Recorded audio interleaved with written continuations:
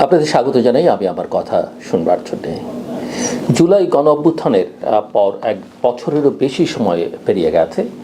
বাংলাদেশ রাজনীতির নতুন ব্যাকরণ শিখতে বসেছে বা লিখতে বসেছে, যেভাবেই বলি না কেন। আমরা 17 অক্টোবর জাতীয় সংসদের দক্ষিণ প্লাজায় যেভাবে জুলাই জাতীয় সনদ স্বাক্ষর হলো, বিএনপি ও জামায়াত সহ বহু দল সই করলো, মূলত 18টি দল নিবন্ধিত, আর বাকি 60টি দল অনিবন্ধিত, আর এনসিপি অংশ নিল না। সেই দৃশ্য আমাদের রাজনীতির ঐকমত্য আর অবিশ্বাসকে একই ফ্রেমে তুলে ধরেছে। সনদটি রাজনৈতিক কাঠামো সংস্কার, ক্ষমতার ভারসাম্য, দুর্নীতি বিরোধী প্রাতিষ্ঠানিকতা ও নির্বাচনী ব্যবস্থার পুনর্গঠনের একটা রূপরেখা দিলেও এটি এখনও অনাবদ্ধ বাস্তবায়ন ব্যবস্থা। আইনি পথ ও সংসদীয় ম্যান্ডেট ছাড়া এগুলো কঠিন। সেদিনের স্বাক্ষরের মধ্যেই ছিল প্রতিবাদ, উত্তেজনা, সংঘর্ষ ও বিস্ফোরণের অনুষঙ্গ। আর সেই প্রেক্ষাপটে এনসিপির বর্জন পুরো গল্পটিকে নতুন মোড় দিয়েছে। এনসিপির আহ্বায়ক নাহিদ ইসলামের সাম্প্রতিক ফেসবুক পোস্ট, যেখানে তিনি জামায়াত ইসলামী নেতৃত্বাধীন সংখ্যানুপাতিক প্রতিনিধিত্ব বা পিআর দাবির আন্দোলনকে কৌশলী প্রতারণামূলক বলে আখ্যা দেন, এই দূরত্বটাকে প্রকাশ্যে এনে দিল ওই ফেসবুক পোস্ট। তার বক্তব্যের সারমর্ম প্রকৃত সাংবিধানিক সংস্কার ও জুলাই সনদের আইনি কাঠামো নির্মাণের এজেন্ডা থেকে দৃষ্টি ঘোরাতে পরিকল্পিতভাবে পিআর ইস্যুটিকে সামনে আনা হয়েছে। জামায়াত পাল্টা বিবৃতিতে এটিকে অস্পষ্ট, বিভ্রান্তিকর বলে প্রত্যাখ্যান করেছে, আমরা সবাই জানি। ফলে গত এক বছর যে সহযাত্রী ভাবটি দু দলের সম্পর্কে দেখা যাচ্ছিল, সেখানে এখন উন্মুক্ত অভিযোগ, পাল্টা অভিযোগ, প্রতীকের রাজনীতি আর বিশ্বাসভঙ্গের বয়ান।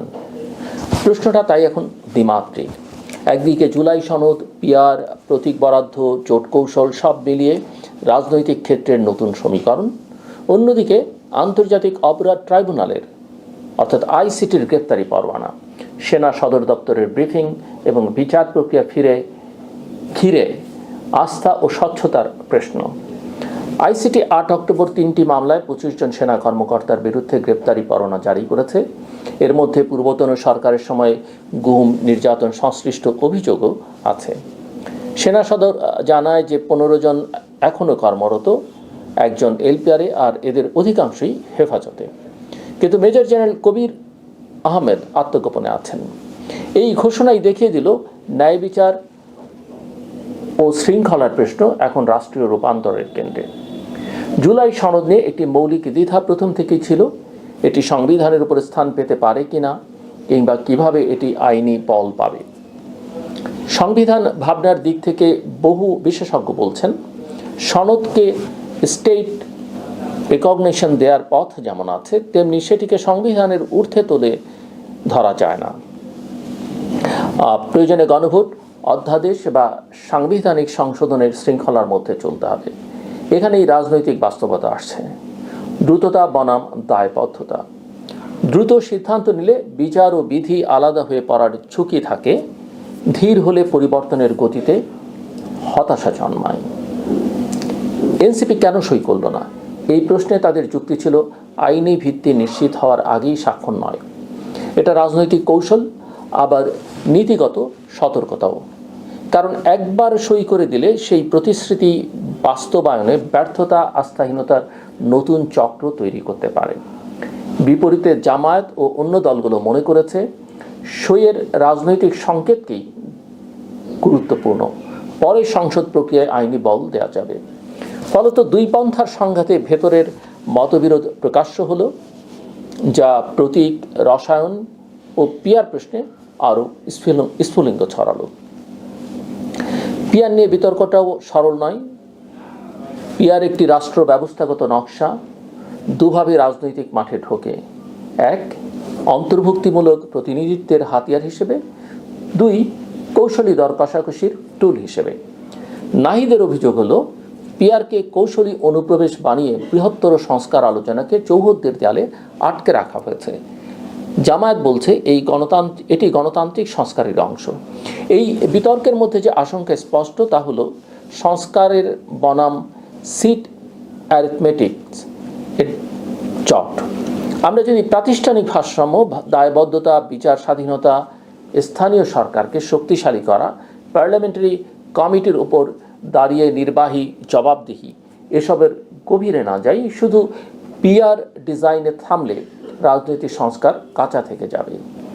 এই সমগ্র রাজনীতির ঠিক মাঝামাঝি এসে দাঁড়িয়েছে ন্যায় বিচার বনাম প্রতিশোধের দোলাচল। সাম্প্রতিক গ্রেফতার পরোয়ানা, সেনা হেফাজত এবং প্রক্রিয়াগত স্বচ্ছতার প্রশ্ন সব মিলিয়ে সামাজিক পারসেপশন দ্রুত তৈরি হচ্ছে। পারসেপশনকে দিয়ে বিচার চললে জাস্টিস হারিড, জাস্টিস বাড়ি, ন্যায় বিচার নিজেই কমজোরি হয়। কাজেই অভিযোগ ভিত্তিক দ্রুত বরখাস্ত বা রাজনৈতিকভাবে পেনালাইজ করার বদলে স্বাধীন তদন্ত, প্রমাণ উপস্থাপনা, ন্যায্য শুনানি এসব নিশ্চিত না করলে বিচার রাজনীতির বলির পাঠা হয়ে যায়। সেনা সদন নিজেই বলেছে, আইন নিজস্ব গতিতে চলবে এবং বিচারিক প্রক্রিয়ায় সত্য প্রতিষ্ঠিত হবে। জন আস্থা টিকিয়ে রাখতে এটাকে দৃশ্যমান করতে হবে। এখানে আরেকটা সূক্ষ্ম দিক আছে যা নিয়ে প্রকাশ্যে কম আলোচনা হয়: কমান্ড, দায় ও ডেপুটেশনের অ্যানাটমি। সেনা সদর বলছে, অধিকাংশ ঘটনার সময় অভিযুক্তরা র্যাব বা ডিজিএফআই-এ প্রেষণে ছিলেন।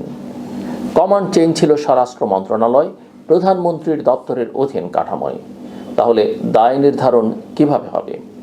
ব্যক্তির দায় বনাম প্রতিষ্ঠানের দায় দুটোই যাচাইযোগ্য সত্য, কিন্তু প্রমাণ ভিত্তিকভাবে শৃঙ্খলাবদ্ধ বাহিনীর সদস্যদের বিরুদ্ধে অভিযোগ এলে সেটি প্রাতিষ্ঠানিক সম্মান ও জন আস্থার প্রশ্ন।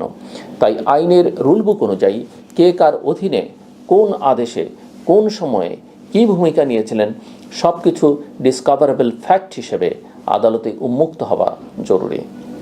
তাতে নিরপরাধ রক্ষা পান আর অপরাধী শনাক্ত হন। বিচার তখনই ইনসাফ রূপ পায়। জুলাই সনদের রাজনীতি, আইনের স্বর আর নিরাপত্তা সংবেদন, এই ত্রিভুজের ভারসাম্য রক্ষা করা এখন সবচেয়ে বড় কাজ। কারণ সামনে জাতীয় নির্বাচন। ফেব্রুয়ারি লক্ষ্য করে রাষ্ট্র একটি দুরূহ উত্তরণ পথে। আন্তর্জাতিক সংবাদ মাধ্যম থেকে স্থানীয় বিশ্লেষণ সবাই একটি বানিয়ে দিচ্ছে, রোডম্যাপ আছে কিন্তু পথ চলা কাঁটাতারে। অস্থিরতা, বাদানুবাদ, বয়কট, সই সবই যদি নতুন বাংলাদেশের সৃজনে সহায়ক হতে চায়, তবে দরকার পরিমিতি, স্বচ্ছতা এবং রুল অব ল। ক্ষেত্র বিশেষে আন্তর্জাতিক মানদণ্ডের সাহায্য নেওয়া যেতে পারে। এই প্রেক্ষাপটে আমাদের কয়েকটি নীতিগত অগ্রাধিকার স্পষ্ট হওয়া দরকার। প্রথমত, জুলাই সনদকে রাজনৈতিক ঘোষণার বাইরে এনে রিয়ালাইজেবল নীতিমালায় পরিণত করা। কাগজে সইয়ের চেয়ে সেটা জরুরি, এবং যেটা জরুরি বাস্তবায়ন রূপরেখা, টাইমলাইন, দায়বদ্ধতার মেকানিজম। এটি সংসদীয় কমিটি, নির্বাচন সংক্রান্ত বিধিমালার হালনাগাদ, দুর্নীতি বিরোধী আইনের দাঁত মুখ শক্ত করা এবং স্বাধীন মিডিয়া, মানবাধিকার সংস্থার সুরক্ষা সবকিছু সঙ্গে যুক্ত। রাজনৈতিক দলগুলো বলছে, বাস্তবায়ন প্রস্তাব দেখে তবেই তারা পরবর্তী অবস্থান নেবে। এটাই প্রাতিষ্ঠানিকতার লক্ষণ।